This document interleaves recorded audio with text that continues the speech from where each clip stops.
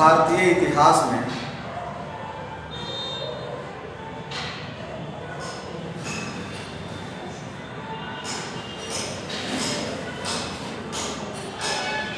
मैसूर राज्य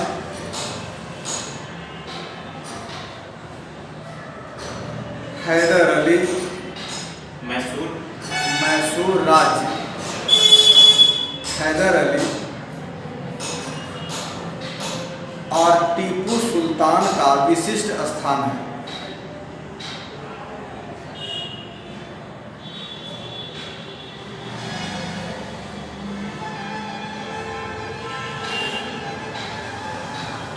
मैसूर राज्य की स्थापना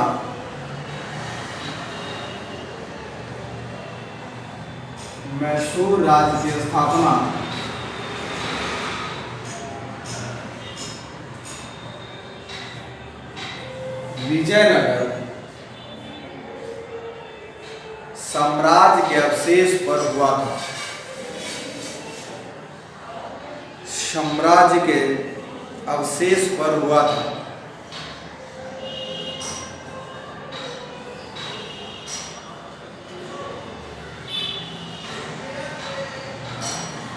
अठारहवीं शताब्दी ईस्वी के आरंभ में 18वीं शताब्दी ईस्वी के आरंभ में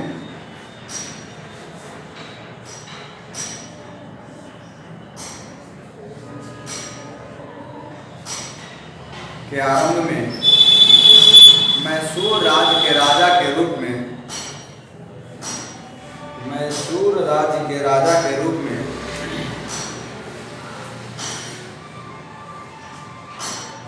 इमादी कृष्णराज की चर्चा मिलती है।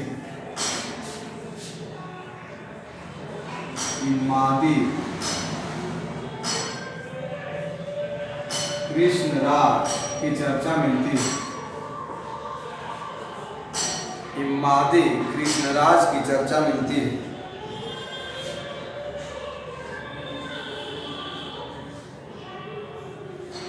इमादी कृष्णराज की चर्चा मिलती है।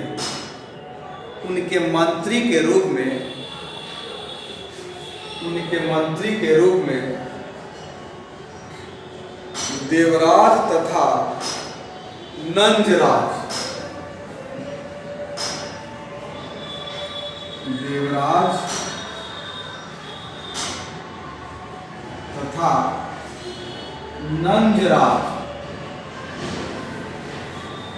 नंजराज का विवरण मिलता है।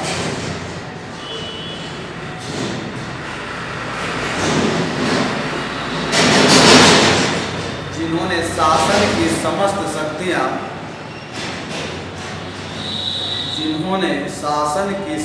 शक्तियां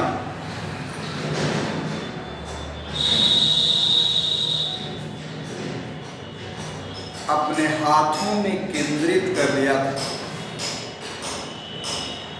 शासन की समस्त शक्तियां अपने हाथों में केंद्रित कर लिया था।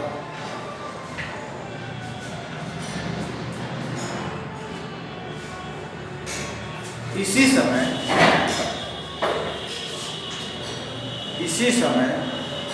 मैसूर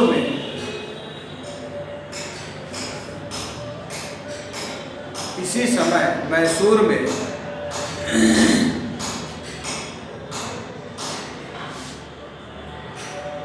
हैदर अली नाम का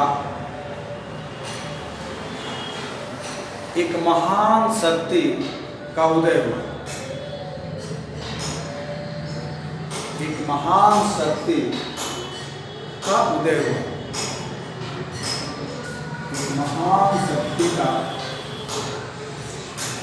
उदय हुआ।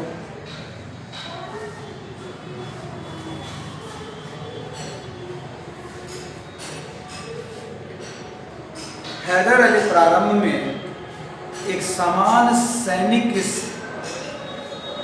हैदर अली प्रारंभ में एक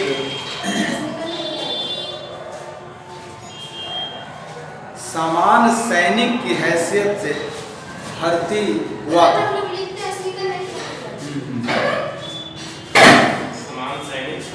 समान सामान्य सैनिक की हैसियत से भर्ती हुआ था।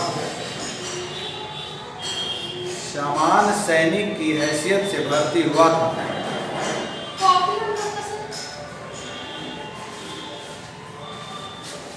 सामान्य सैनिक की हैसियत से भर्ती हुआ था।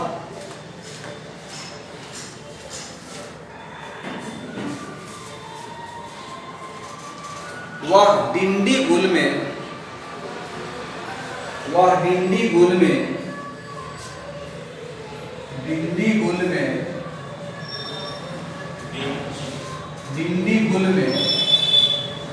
फौजदार के पद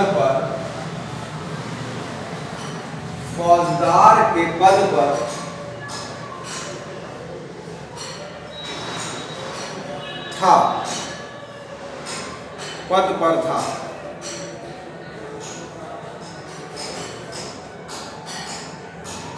हैदर अली ने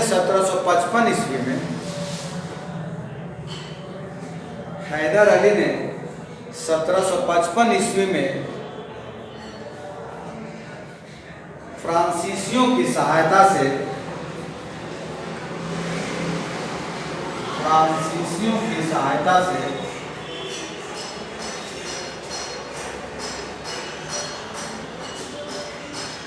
आधुनिक शस्त्रागार की स्थापना की।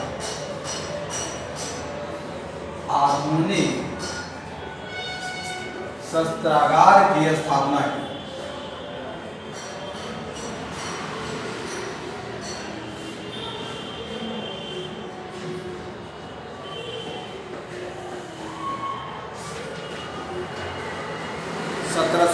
ईस्वी में मैसूर राज्य पर हैदर अली ने अधिकार कर लिया।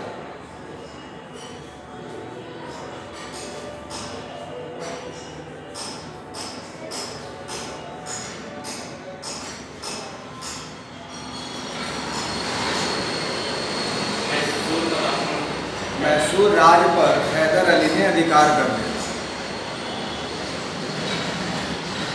शीघ्र ही उसने दक्षिण भारत के कई क्षेत्रों को जीतकर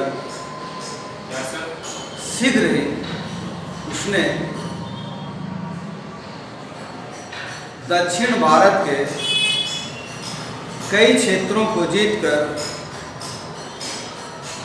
अपने अधिकार में कर लिया।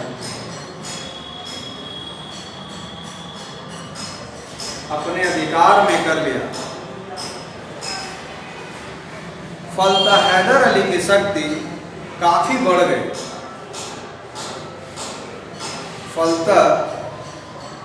हैदर अली की शक्ति काफी बढ़ गया।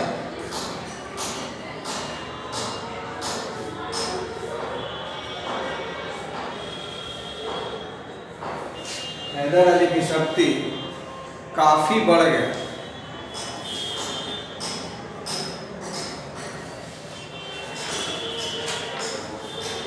हैदर अली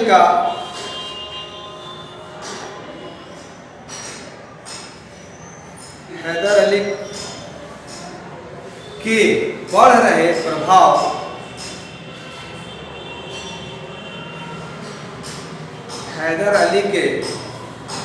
प्रभाव अंग्रेजी कंपनी के लिए असहनीय था।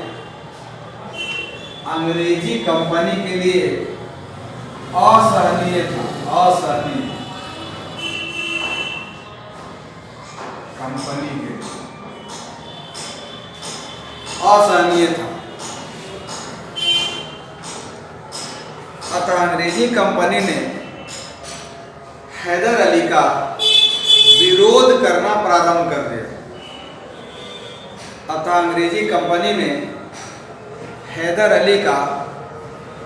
विरोध करना प्रारंभ कर दिया।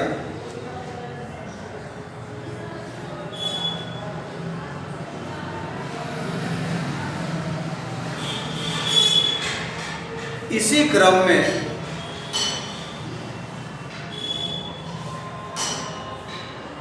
आंग्ल मैसूर युद्ध प्रारंभ हो गया। आंग्ल मैसूर युद्ध प्रारंभ हो गया। आंग्ल मैसूर युद्ध प्रारंभ हो गया। दोनों के बीच कुल 4 युद्ध हुए। दोनों के बीच कुल 4 युद्ध हुए, जो अंततः मैसूर राज्य के पतन का कारण बना। मैसूर राज्य के पतन का कारण बना।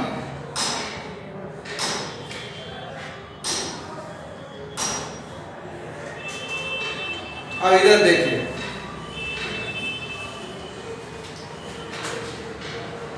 जिस तरह से आपने देखा कि हैदराबाद एक नवीन राज्य की स्थापना हुई थी।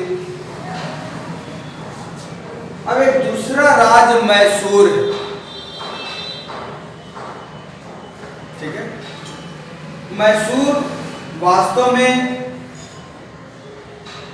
कर्नाटक का ही, और कर्नाटक के उस क्षेत्र में उस 18वीं शताब्दी में, इसका जो पीछे का इतिहास है, वहां इमादी कृष्ण नाम राजा राज करते थे और उनके मंत्री देवराज और नंदराज।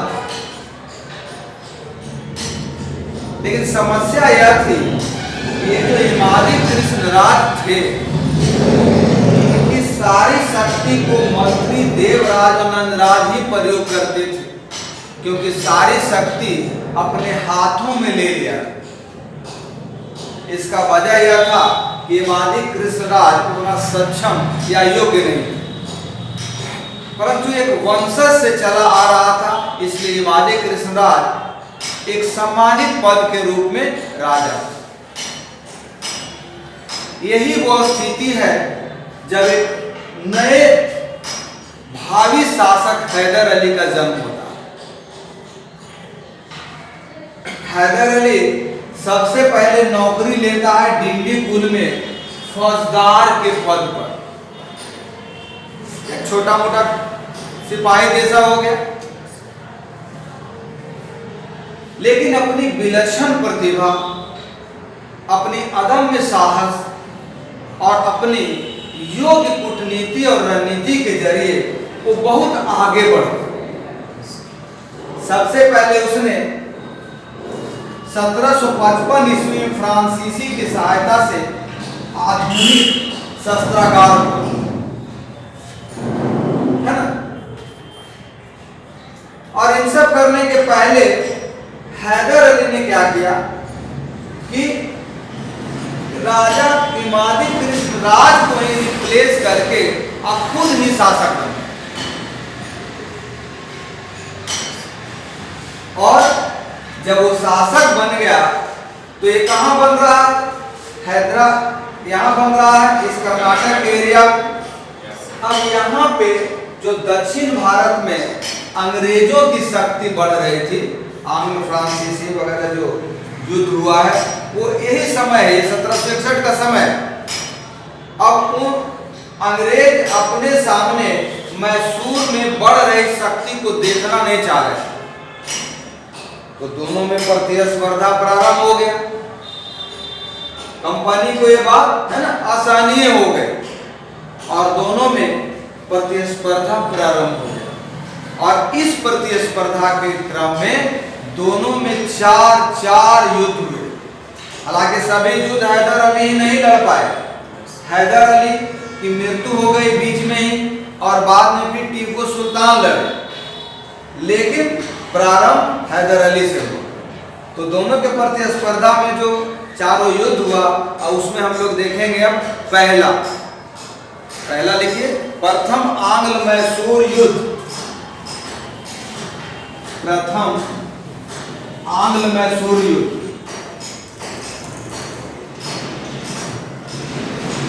प्रथम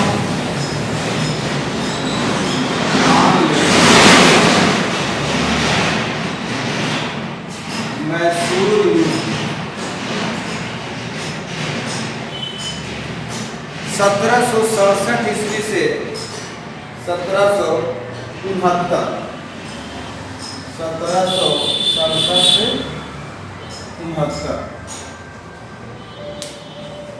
लिखिए, प्रथम आंग्ल मैसूर युद्ध में, प्रथम आंग्ल मैसूर युद्ध में हैदर अली को सफलता मिली।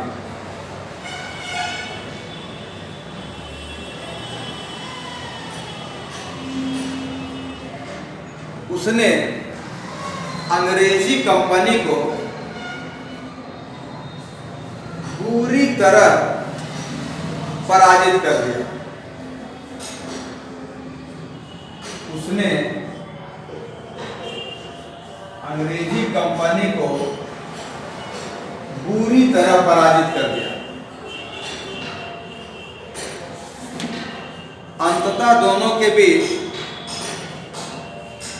1769 में, अंततः दोनों के बीच 1769 में मद्रास की संधि हुई।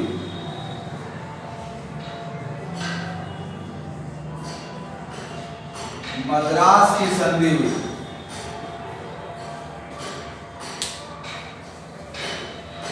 जिसके तहत प्रथम आंग्ल मैसूर युद्ध का अंत हुआ, जिसके तहत प्रथम आंग्ल मैसूर युद्ध का अंत हुआ।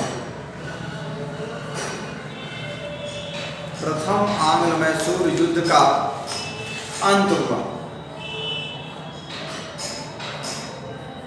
यह संधि ब्रिटिश कंपनी के लिए अपमानजनक थी।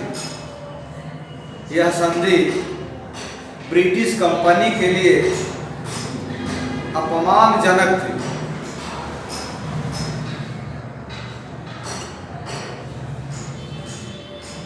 इस संधि के तहत दोनों शक्तियों ने, इस संधि के तहत दोनों शक्तियों ने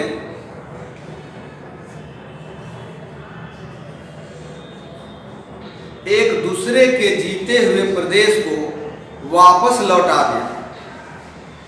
एक दूसरे के जीते हुए प्रदेश को वापस लौटा दिया।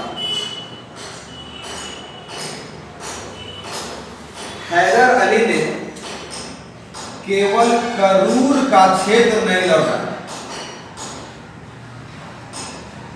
करूर का क्षेत्र नहीं लौटाया।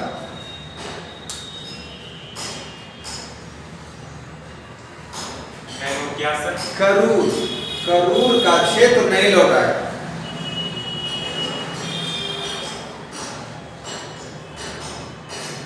हैदर अली ने अपनी राजधानी श्रीरंगपट्टनम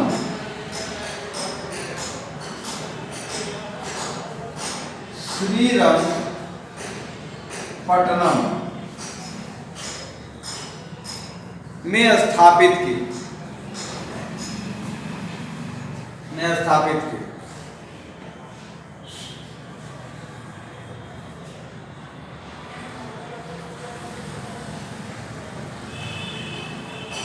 देखिए, इस वर्चस्व की लड़ाई में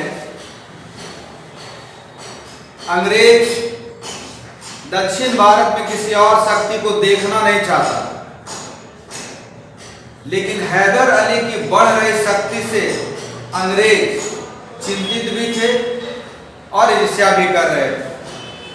तो दोनों में इस प्रतिस्पर्धा के क्रम में प्रथम आंग्ल मैसूर युद्ध हुआ, परंतु हैदर अली ने अंग्रेजों को बुरी तरह पराजित कर दिया और अंततः मद्रास की संधि करनी पड़ी अंग्रेजों को, जिसके तहत जीते हुए क्षेत्र एक दूसरे को लौटा दिए। लेकिन हैदर अली ने करूर का क्षेत्र नहीं लौटाया। ये एक दूसरे के क्षेत्र को लौटाना और करूर का क्षेत्र हैदर अली द्वारा नहीं लौटाया जाना अंग्रेजों के लिए उनके अपने इतिहास में बड़ी अपमानजनक था। अब तक के इतिहास में 1769 तक के इतिहास में बड़ी अपमानजनक था, क्योंकि हर जगह वो जीतते आ रहे थे। इधर आपने देखा कि 69 से पहले 1757 में प्लासी युद्ध में जीता, 1764 में बक्सर में जीता, 1760 में बांडीवास में फ्रांसीसियों को बाहर कर दिया। अब जो यहाँ हारे तो इनके लिए बड़ी बेइज्जती वाली बात, बड़ी अपमानजनक। लेकिन अब हार गए तो हार गए, चाहे अपमानजनक हो या फिर सम्मानजनक, है ना। लेकिन ये जो अपमान हुआ, इसी में कहीं न कहीं दूसरे आंग्ल मैसूर युद्ध का बीज पड़ा। तो आइए देखते हैं हम लोग द्वितीय आंग्ल मैसूर युद्ध।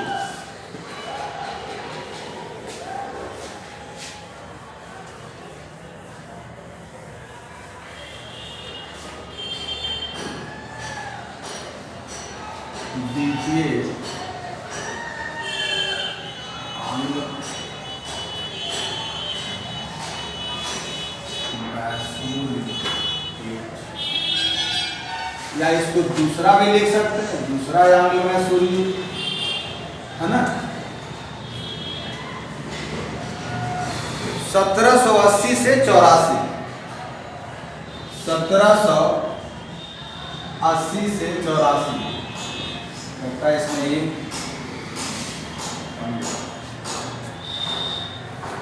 लिखिए, इस युद्ध का तत्कालिक कारण, इस युद्ध का तत्कालिक कारण अंग्रेजी कंपनी द्वारा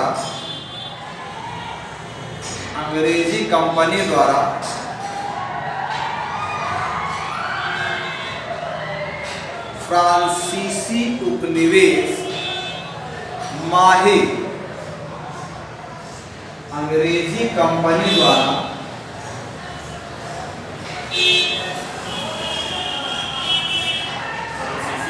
उपनिवेश माही,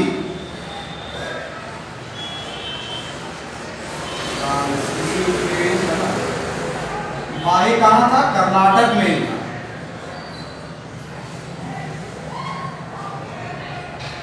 माही पर अधिकार करना था,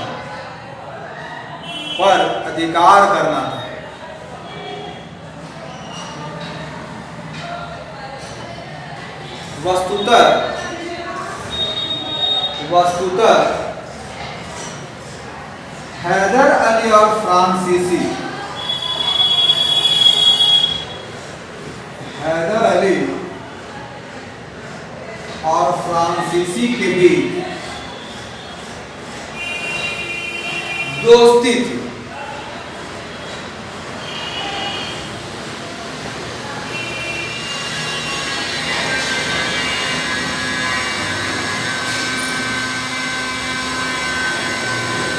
हैदर अली ने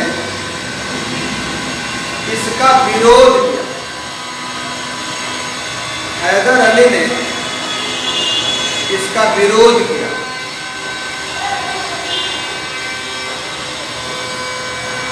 फलतः दोनों के बीच संघर्ष प्रारंभ हो गया। फलतः दोनों के बीच संघर्ष प्रारंभ हो गया। फलतः दोनों के बीच संघर्ष प्रारंभ हो गया। 1780 ईस्वी में 1780 ईस्वी में हैदर अली ने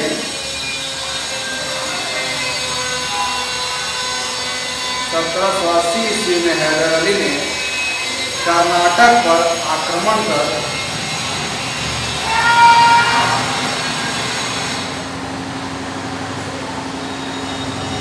अर्काट पर अधिकार कर लिया। आक्रमण कर अर्काट पर अधिकार कर लिया। अर्काट पर अधिकार कर लिया।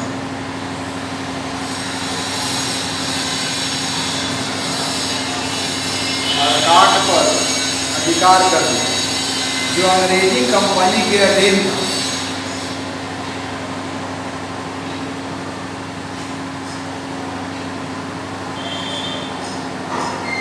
सत्रह सौ बिरासी ईस्वी में जो अंग्रेजी कंपनी के अधीन था। 1782 ईस्वी में हैदर अली एवं अंग्रेजी कंपनी के बीच हैदर अली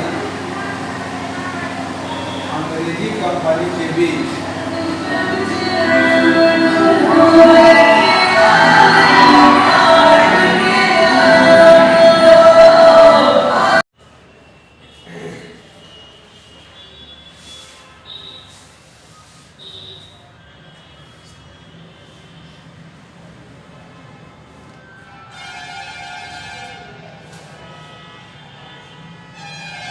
लिखिए 1782 ईस्वी में हैदर अली एवं अंग्रेजी कंपनी के बीच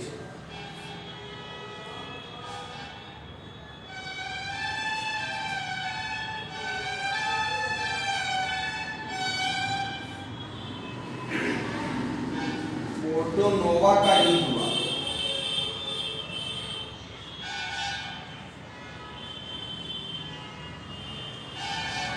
पोर्टो नोवा का युद्ध हुआ।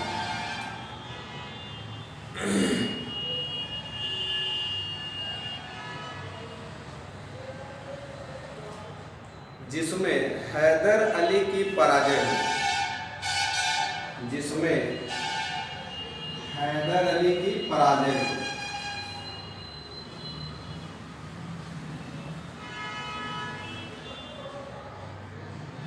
हैदर अली की पराजय हुई। इस समय अंग्रेजी कंपनी की सेना का नेतृत्व इस समय अंग्रेजी कंपनी के सेना का नेतृत्व आयर कूट कर रहा था। आयर कूट कर रहा था।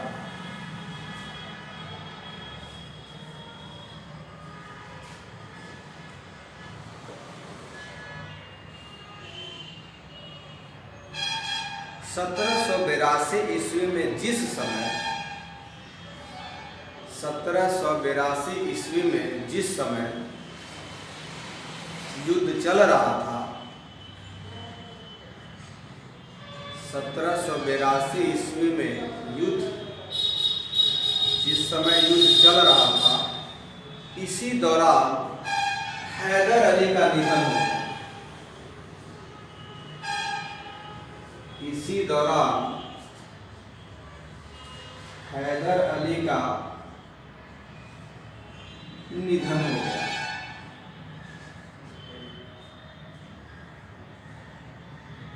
हैदर अली का निधन हो गया। हैदर अली की मृत्यु के पश्चात इस युद्ध का नेतृत्व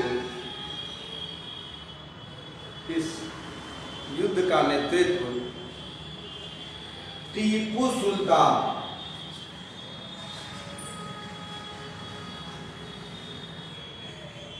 सुल्तान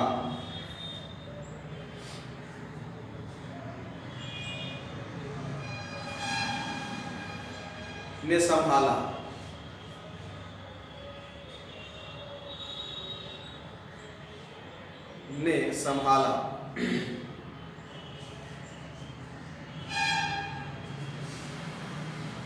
हालांकि अंततः 1784 ईस्वी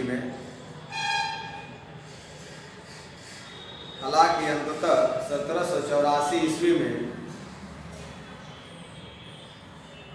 अंग्रेजी कंपनी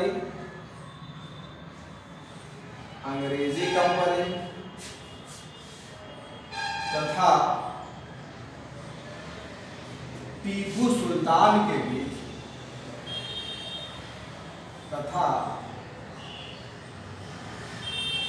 सुल्तान के बीच मंगलौर की संधि हुई, मंगलौर की संधि हुई।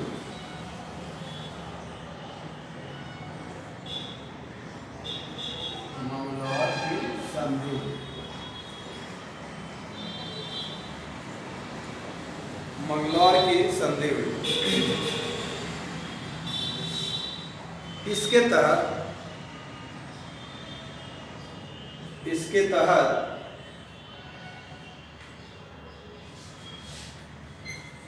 मैसूर युद्ध का अंत हो गया, मैसूर युद्ध का अंत हो गया।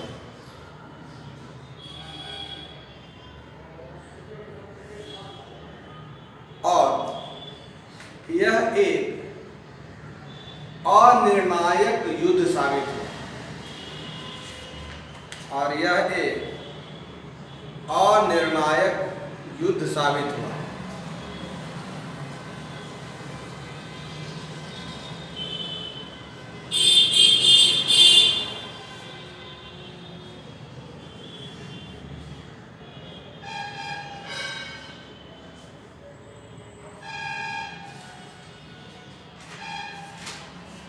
अब देखिए इधर हो गया।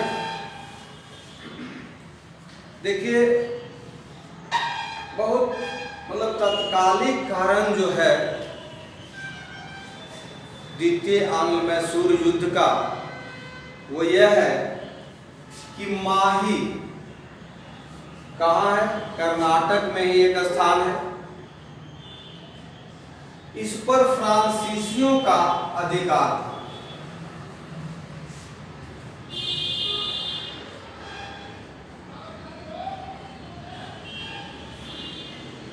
और फ्रांसीसी से हैदर अली का एक अच्छी दोस्ती थी।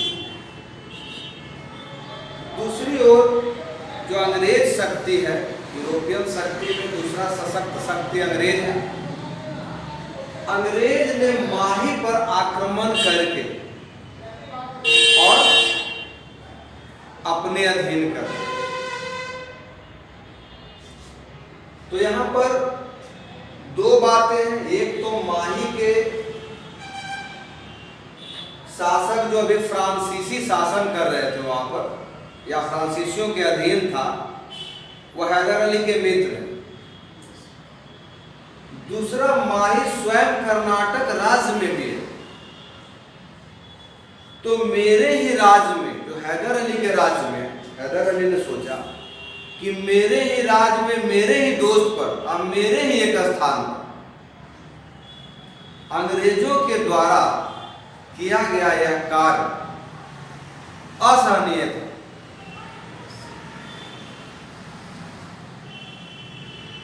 हैदर अली तुरंत 1780 में ही कर्नाटक पर आक्रमण कर दिया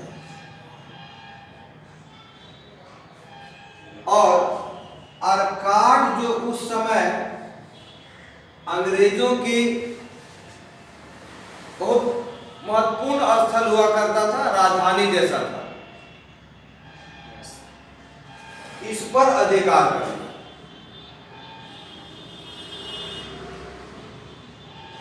दोनों में इस घटना ने दोनों शक्तियों के बीच युद्ध अवश्यंभावी बना दिया और भीषण युद्ध हुआ।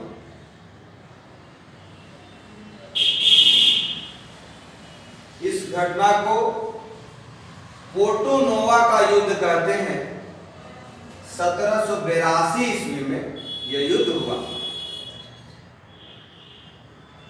लेकिन एक दुर्भाग्यवश जो हैदर अली प्रथम आंग्ल मैसूर युद्ध में बड़ी आसानी से अंग्रेज को हरा दिया था, इस बार स्वयं पराजित हो गया और बहुत ही बुरी स्थिति हो गई। इसी गम में 1782 ईस्वी में ही हैदर अली अपने प्राण त्याग दिए। पोर्टो नोवा का जो युद्ध था उस समय अंग्रेजी सेना का नेतृत्व कौन कर रहा था? सर आयर कूट, इनका पूरा नाम है सर आयर कूट, जो है बहुत योग्य सेनापति थे, इसीलिए हैदर अली को मुंह की खानी पड़ी। लेकिन हैदर अली की मृत्यु के बाद भी ये युद्ध चलता रहा। उसके पुत्र टीपू सुल्तान ने अब युद्ध का नेतृत्व संभाल लिया और कंपनी और टीपू सुल्तान के बीच जो युद्ध है ये 1784 ईस्वी तक चलता रहा। फिर दोनों के बीच एक अनिर्णय की स्थिति हो गई थी, ना जीत रहे थे ना हार रहे थे। लेकिन कहीं न कहीं टीपू सुल्तान को ऐसा लग रहा था कि कहीं मैं पराजित न हो जाऊं, और पराजय होने के कगार पे आ गए। अंग्रेज भी उधर थक गए, हैदर अली से लड़े, फिर टीपू सुल्तान से लड़ रहे थे, तो दोनों एक विराम चाह रहे थे। इसलिए मंगलोर की संधि दोनों ने आपसी सहमति से किया। परंतु यही मैं बता दूं कि यह एक अनिर्णायक समय था, यह कोई फाइनल निर्णय नहीं हो गया कि अब युद्ध नहीं होगा। यही अनिर्णायक स्थिति ने अगला तृतीय आंग्ल मैसूर युद्ध को निमंत्रण दिया। तो आइए हम लोग देखते हैं अब तृतीय आंग्ल मैसूर युद्ध, है ना? क्लियर है बिल्कुल?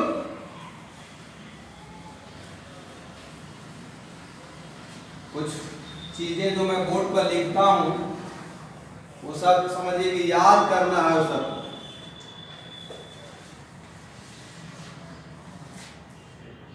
लिखिए। तृतीय आंग्ल मैसूर युद्ध 1790 से 92।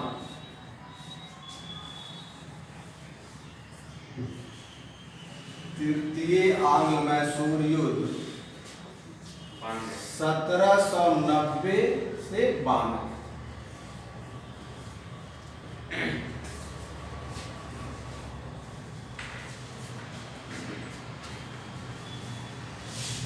इस युद्ध के समय मैसूर की सेना का नेतृत्व इस युद्ध के समय मैसूर की सेना का नेतृत्व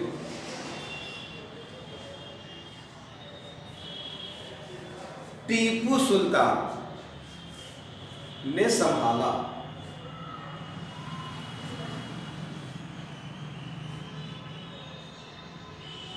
जबकि दूसरी ओर ब्रिटिश गवर्नर लॉर्ड कॉर्नवालिस थे।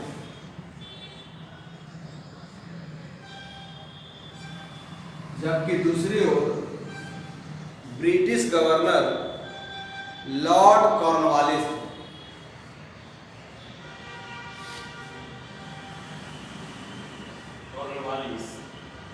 देखिए यहां पे लिख दिए लॉर्ड कॉर्नवालिस। इस युद्ध के दौरान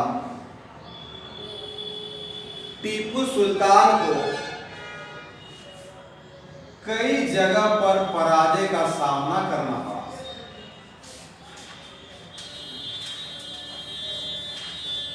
टीपू सुल्तान को कई जगह पर पराजय का सामना करना पड़ा।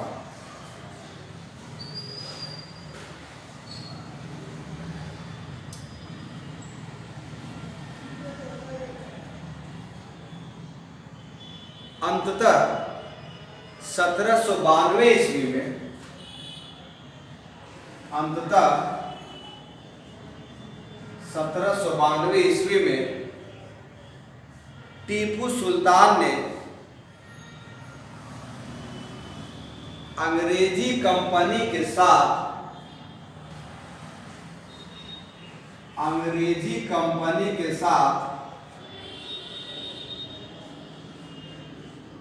श्रीरंगपट्टनम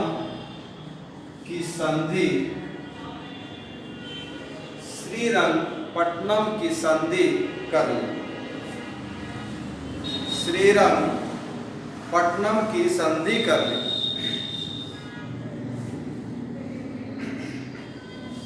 इस संधि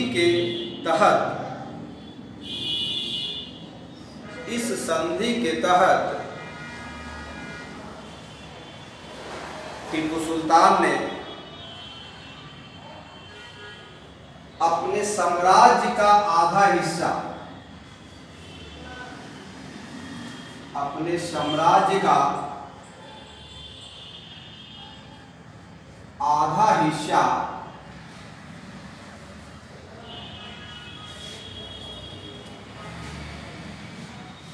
अंग्रेजी कंपनी को देना स्वीकार किया।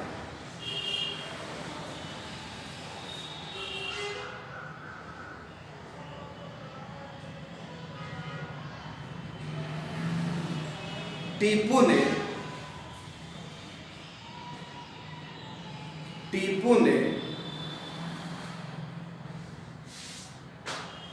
3 करोड़ का एक मोटा रकम 3 करोड़ का एक मोटा रकम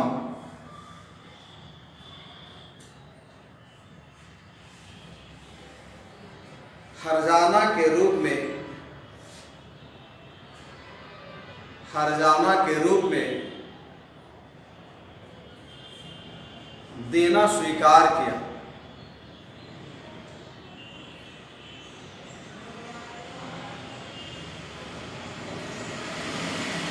हर्जाना के रूप में देना स्वीकार किया जब तक यह रकम टीपू अदा नहीं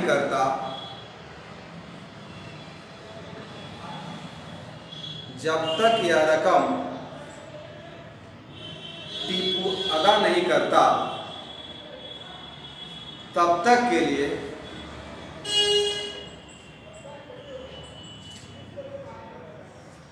टीपू ने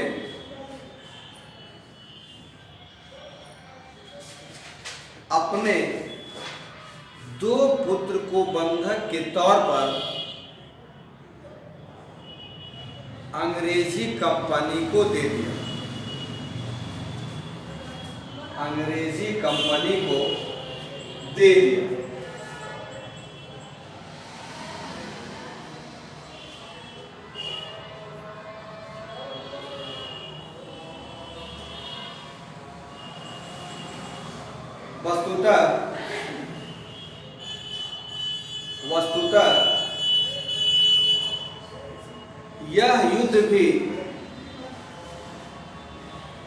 वस्तुतः यह युद्ध भी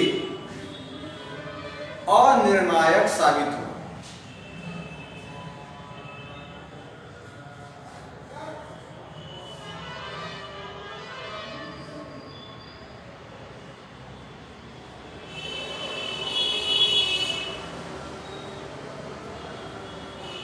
आप देखिए, समझिए, ये तीसरा आंग मैसूर युद्ध पुनः 1790 से 92 के बीच हुआ, जिसका नेतृत्व टीपू सुल्तान कर रहा था। उधर दूसरी ओर लॉर्ड कॉर्नवालिस आ गए थे गवर्नर जनरल के रूप में।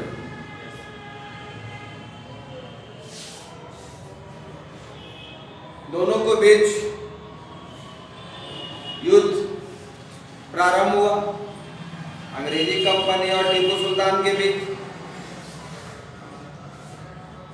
मगर टीपू सुल्तान की स्थिति इस बार काफी दयनीय हो गई। कई जगह युद्ध में ये पराजित हो गए। इनके पास अब मजबूरी बन गई कि मैं संधि कर लूं। इसीलिए इन्होंने 1792 ईस्वी में श्रीरंगपट्टनम की संधि कर ली।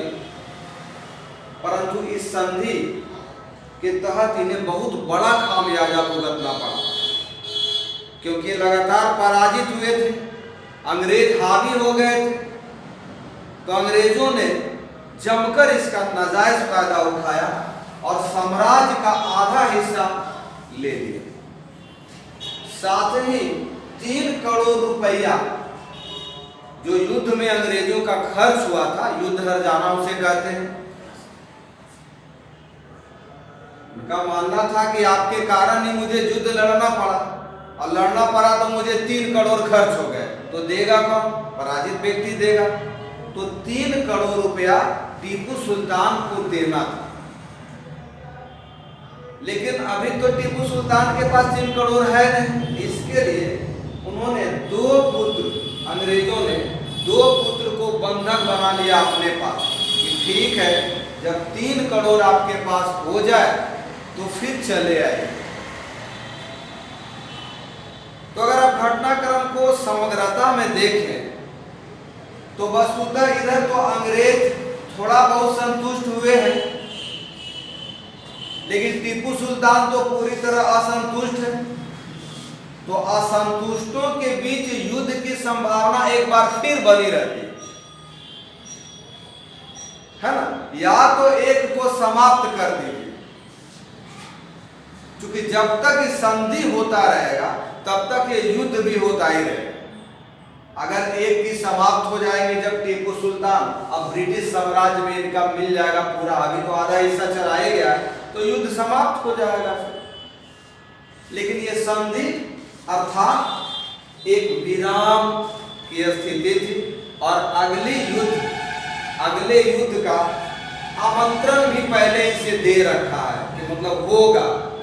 टीपू सुल्तान भी मन ही मन कहीं न कहीं द्वेष और क्रोध से भरा हुआ है, लेकिन उनकी मजबूरी है कि उन्हें संधि करनी पड़ रही है ना।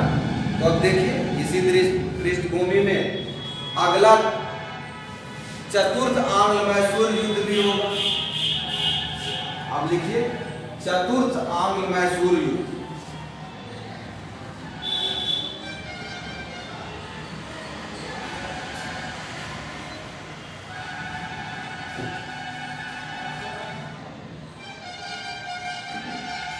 सत्रह सौ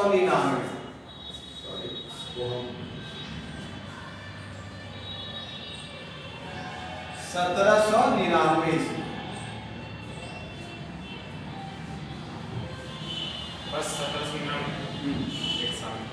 श्रीरंगपट्टनम की संधि टीपू सुल्तान के लिए,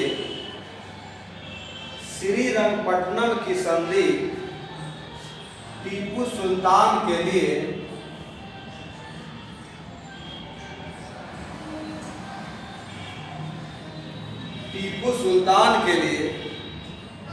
काफी अपमानजनक थी, है ना, काफी अपमानजनक। अब इससे बड़ा अपमान क्या हो सकता है, बोलिए।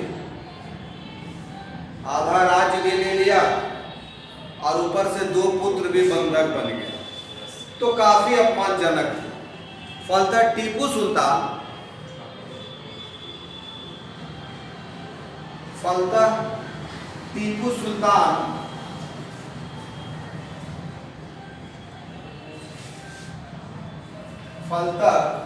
टीपू सुल्तान फ्रांसीसी तथा अन्य देशों के साथ मिलकर, फ्रांसीसी तथा अन्य देशों के साथ मिलकर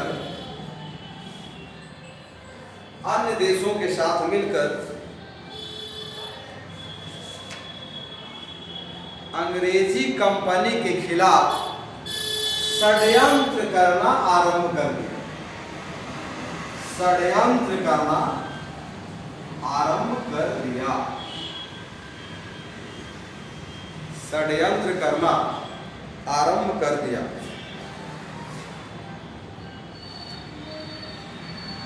इस बात की जानकारी अंग्रेजी कंपनी को मिली। इस बात की जानकारी अंग्रेजी कंपनी को मिली।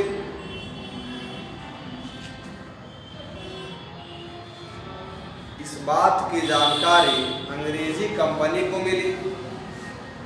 तब कंपनी के गवर्नर लॉर्ड वेलेस्ली,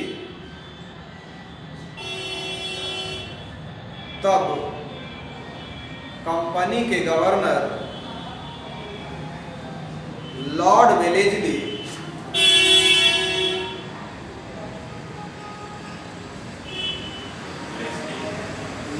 अकेले चली ने मैसूर राज के खिलाफ अभियान किया। मैसूर राज के खिलाफ अभियान किया। क्या किया सर? अभियान किया मतलब उसके खिलाफ युद्ध छेड़ दिया।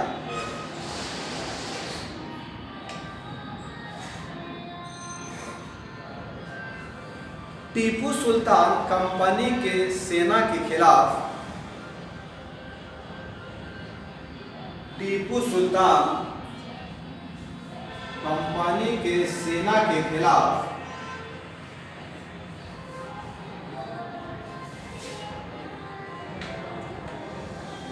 वीरता पूर्वक संघर्ष किया।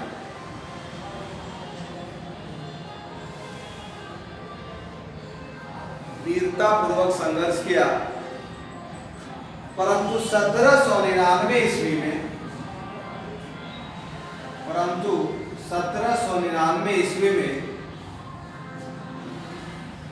लड़ते लड़ते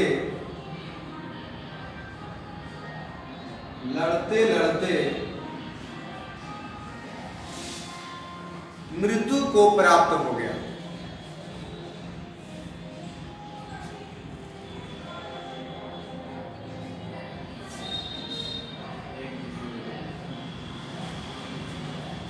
ब्रिटिश कंपनी ने पूरे मैसूर पर अपना अधिकार कर लिया। ब्रिटिश कंपनी ने पूरे मैसूर पर अपना अधिकार कर लिया।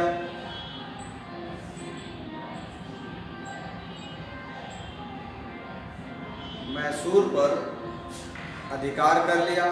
मैसूर पर अधिकार करने के बाद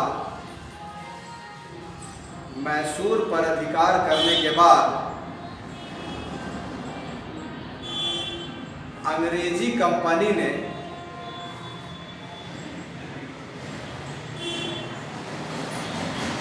वाडियार वंश के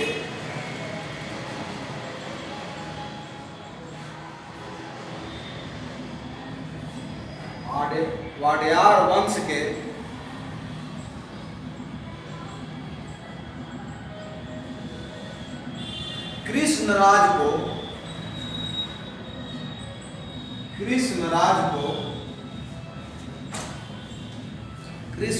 को मैसूर की गद्दी पर बिठा दिया।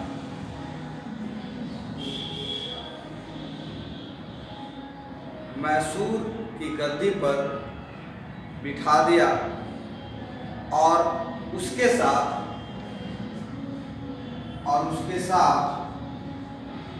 1799 ईस्वी में सहायक संधि कर दिया। सहायक संधि कर लिया। पैराग्राफ चेंज कर दीजिएगा यहां से। मैसूर राज्य में टीपू सुल्तान ने कई महत्वपूर्ण कार्य किए।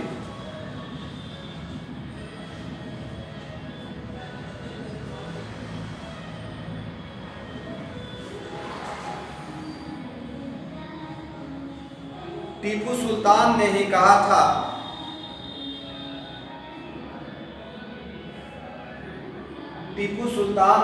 था कि शेर की तरह एक दिन ही जीना बेहतर है। शेर की तरह एक दिन ही जीना बेहतर है। शेर की तरह एक दिन ही जीना बेहतर है, लेकिन गिद्दड़ की भांति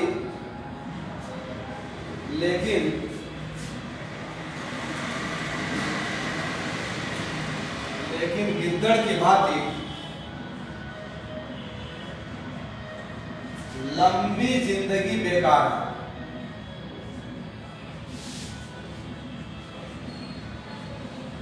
लंबी जिंदगी बेकार है।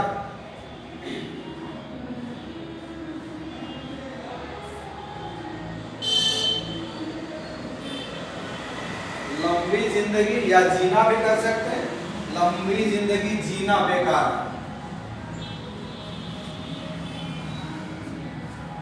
टीपू सुल्तान ने श्रीरंगपट्टनम में टीपू सुल्तान ने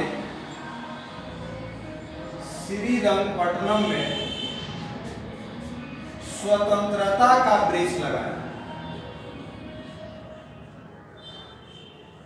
स्वतंत्रता का वृक्ष लगाया।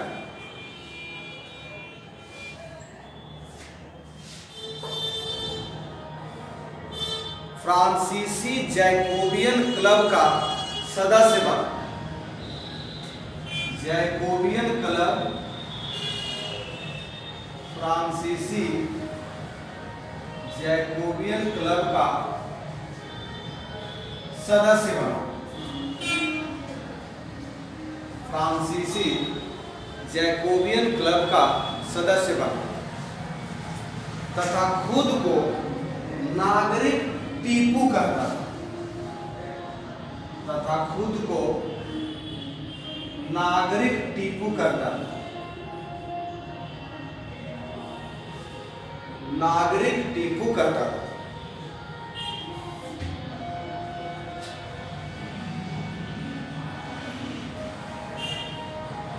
पैराग्राफ चेंज कर दीजिएगा। टीपू सुल्तान धार्मिक दृष्टि से काफी उदार था। टीपू सुल्तान धार्मिक दृष्टि से काफी उदार था।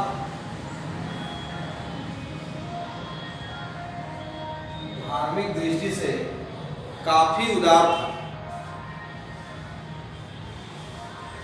उसने श्रृंगेरी स्थित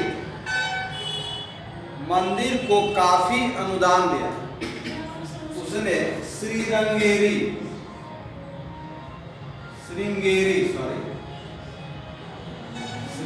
स्थित मंदिर को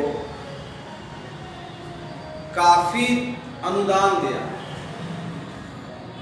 काफी अनुदान दिया। उसने बादशाह की उपाधि धारण की। उसने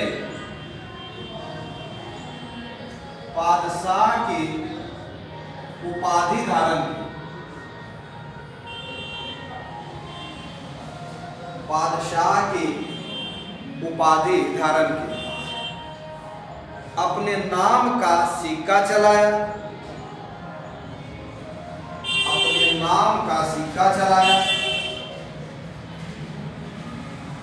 अपने नाम का सिक्का चलाया। उसने कैलेंडर जारी किया। कैलेंडर जारी किया।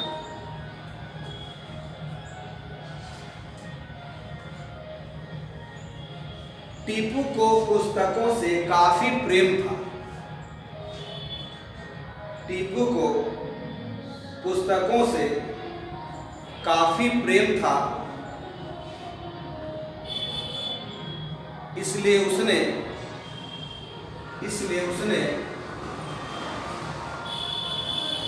निजी पुस्तकालय बनवाया।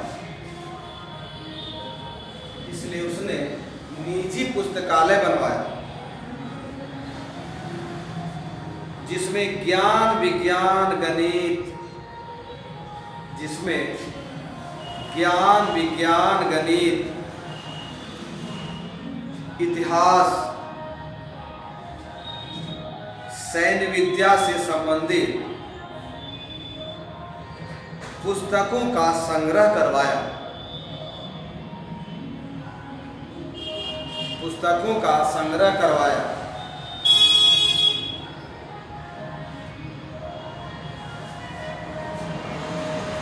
उसने नया माप तौल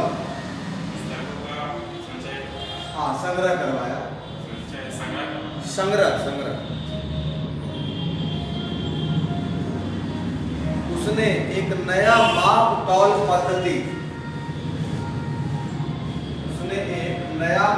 तौल पद्धति की भी शुरुआत की। नया माप तौल पद्धति की भी शुरुआत की। टीपू सुल्तान की उपलब्धियों को देखते हुए टीपू सुल्तान की उपलब्धियों को देखते हुए टीपू सुल्तान की उपलब्धियों को देखते हुए एक विद्वान मूर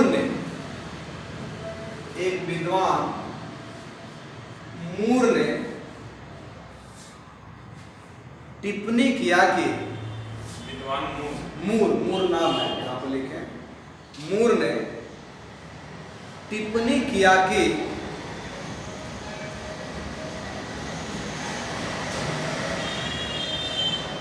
जब कोई अनजाना व्यक्ति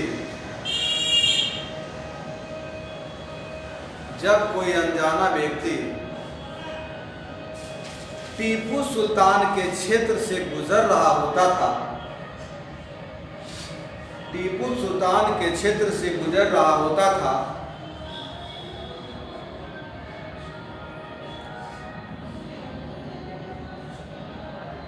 तब उस राज्य की समृद्धि और संपन्नता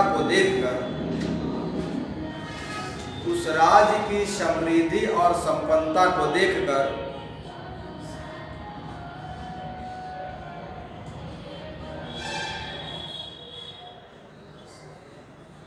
स्वतः यह अनुमान लगा लेता था कि यह टीपू का राज्य है, सर, उस राज्य की समृद्धि और संपन्नता को देखकर स्वतः यह अनुमान लगा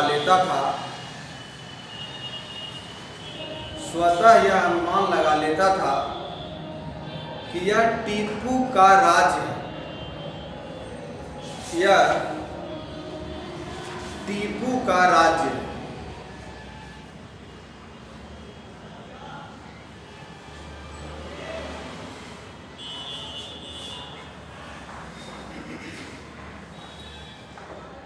अब थोड़ा सा इस घटनाक्रम पर हम लोग ध्यान देते हैं। देखिए, मैंने बताया कि तीसरा आंग्ल मैसूर युद्ध ही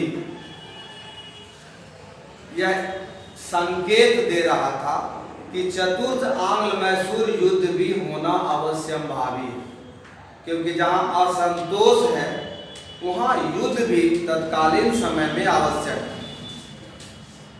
या तो मिटा दीजिए या तो मिट जाए।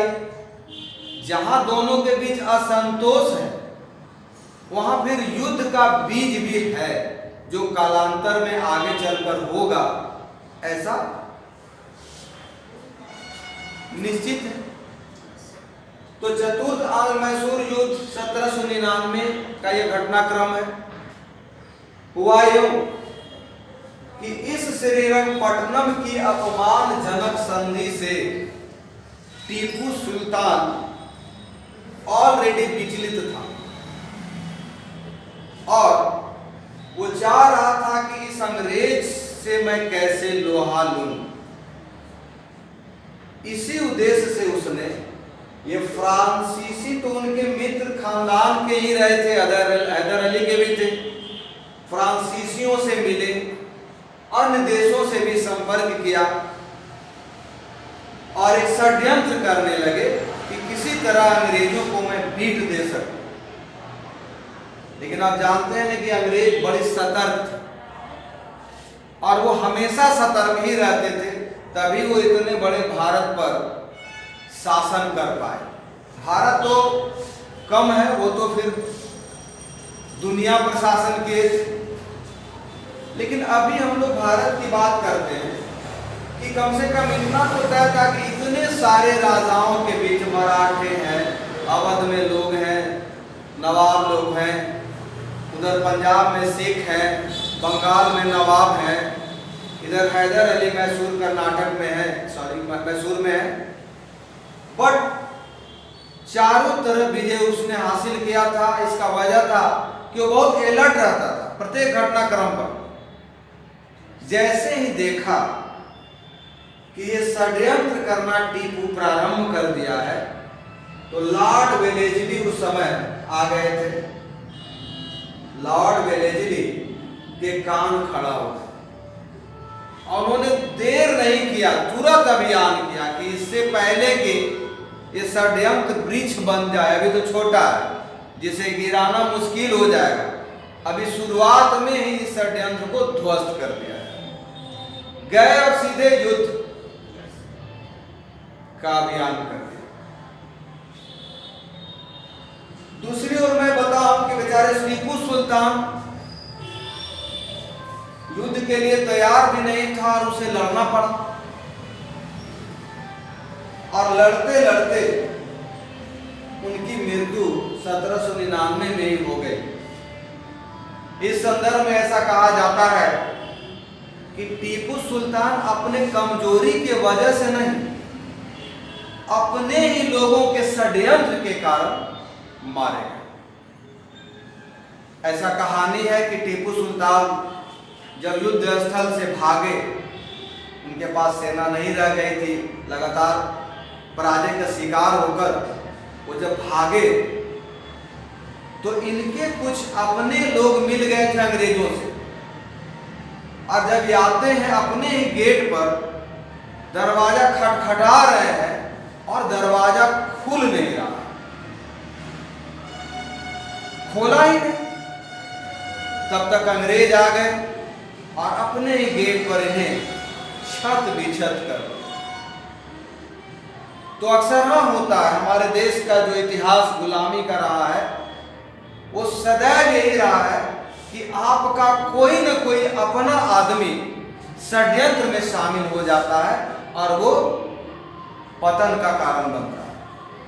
टीपू सुल्तान को एक योग्य शासक माना जाता है, वो बहुत ही कर्मठ थे और अपने समय से आगे सोच रखते थे, परंतु उनके जो सहयोगी थे, उनके जो साथी संगी थे, वो षड्यंत्र में लिप्त रहते थे। थोड़ा सा पैसा के कारण कोई लालच दे दिया,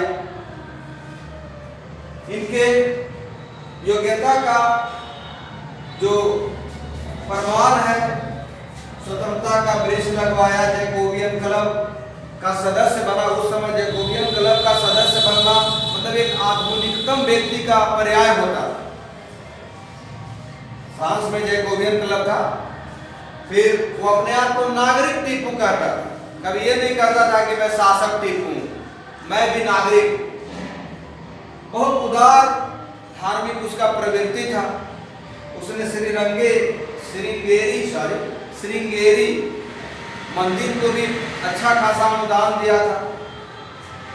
उसने बादशाह की उपाधि धारण किया आगे चलकर, फिर अपने नाम का सिक्का जारी किया था, कैलेंडर जारी किया था। ये सब चीजें बताता है ये कि बिल्कुल अपडेट थे, आधुनिकता से ओतप्रोत थे और कुशल नेतृत्व क्षमता थी, इनमें योग्यता थी। परंतु षड्यंत्र तो बड़े बड़े लोगों को हरा देता है। बंगाल में क्या हुआ? षड्यंत्र के कारण ही नवाब हारे। सिराजुद्दौला के हसरत क्या हुई थी? आगे उसकी घटना होगी, घटना की चर्चा आगे चलेगी। तो जब टीपू सुल्तान की मृत्यु हो गई, तब से आगे हम देखते हैं क्या हुआ।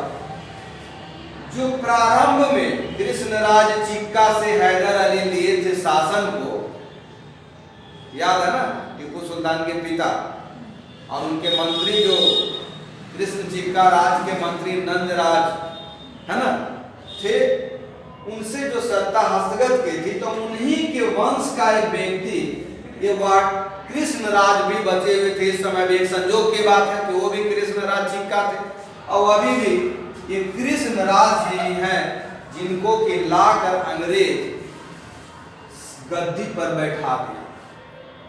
और उनका ये कहना था कि वास्तव में यही शासन के हकदार हैं, क्योंकि इनके ही वंशज यहाँ शासन कर रहे थे। और इसका एक दूसरा पहलू यह है कि कहीं जनता वहां की विद्रोह उन्हीं के खिलाफ न कर दे, इसलिए उन्होंने उन्हीं के वहां के वंशज के एक व्यक्ति को शासक के रूप में स्थापित कर दिया और उन पर 1799 ईस्वी में ही सहायक संधि ठोक दी। हैदराबाद भी सहायक संधि के तहत पहला राज्य बना था। इसके साथ भी सहायक संधि ठोक दिया था। यहाँ सेना अंग्रेजों का आ गया, एक रेजिडेंट आ गया और जिसका खर्च किसको देना था? मैसूर राज्य को देना था। और इसी में राजा अपने आप को सुरक्षित तो समझ रहे थे, लेकिन वो ये नहीं समझ रहे थे कि चारों तरफ से हम घिर गए, अंग्रेजों के खिलाफ हम कुछ नहीं कर सकते। इसी तरह 1 by 1 ये वेलेस्ली की जो नीति है, वेलेस्ली की सहायक संधि बहुत प्रसिद्ध है। सवाल आता है परीक्षा में कि सहायक संधि किसने चलाया था? लॉर्ड वेलेस्ली साहब है। तो ये बहुत ही कूटनीतिपूर्ण ये इनका चाल था कि वहीं के राज्यों के संसाधन पर अपनी सेना को टिका लेते थे और बाद में फिर पूरे देश को जीतने में यही सेनाएं काम आती थी। क्योंकि अपनी क्षमता से उतना सेना रखना असंभव था अंग्रेजों के लिए, तो एक नीति अपनाई सहायक संधि का, है ना? Is it clear? फिर इनके मूल्यांकन टीपू सुल्तान कौर भी करते हैं। इन्होंने ये कहा करते थे कि शेर की तरह एक दिन जीना बेहतर है, लेकिन गिद्दड़ की भांति लंबी जीना बेकार, लंबी जिंदगी जीना बेकार है। तो इससे स्पष्ट होता है कि बड़े बहादुर सोच के भी थे, है ना? बहुत बहादुर व्यक्तित्व के थे।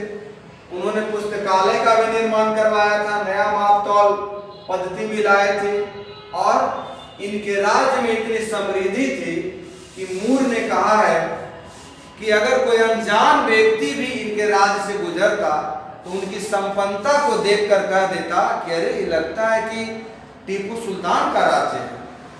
तो इतने योग्य आदमी का पतन एक षड्यंत्र के कारण बहुत ही बुरी स्थिति में हुआ, एक दुखद स्थिति में हुआ, है ना? ये पूरे इतिहास में ऐसे ऐसे कई षड्यंत्र मिलते हैं।